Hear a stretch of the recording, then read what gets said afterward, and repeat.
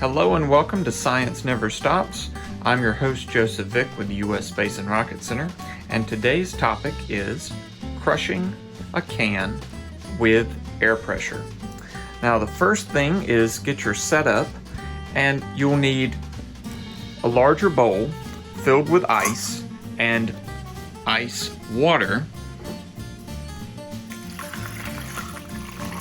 enough to submerge the top of an aluminum can into the water. I added a towel due to condensation from the bowl on the stovetop. Next, you'll need an empty soda can.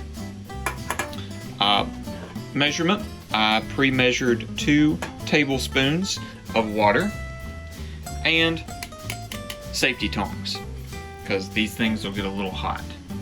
First thing you need to do is take the 2 tablespoons of water and add that to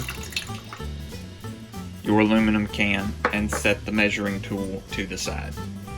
Take your aluminum can and set it on top of your stove and turn it to high. And you're going to let that 2 tablespoon amount of water inside of the can boil. You'll know it's ready when you have the steam coming from the top of the can. As you can see, you have the steam rising from the top of the soda can. Depending on your oven, this may take up to a few minutes or up to max of 5 minutes for this to fully start to boil. You'll hear the bubbles inside from the water boiling, and you'll see the steam coming out. Now, word of caution, this is very hot. You will need a parent or guardian to assist you with this at all times. Now that it is fully hot, fully boiling, I'm going to turn off the stove and grab the tongs. And what we're going to do, we're going to take the tongs, hold the can with the tongs, bring it over to the ice water bath, and flip the can over with the water inside that is boiling, and put only the mouth of the can down into the water with one fell swoop. And there you go. What happened?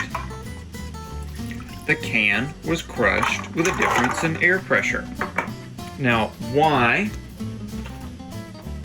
So it's why when the water was heating up, the air molecules inside the can were expanding.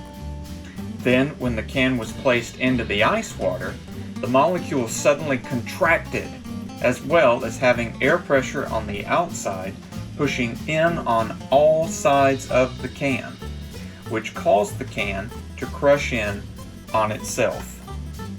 Now, you saw my can crush. Please do this experiment at home safely, and when your can is fully crushed like this, please post your can crush pictures in the comments below. And remember, science never stops.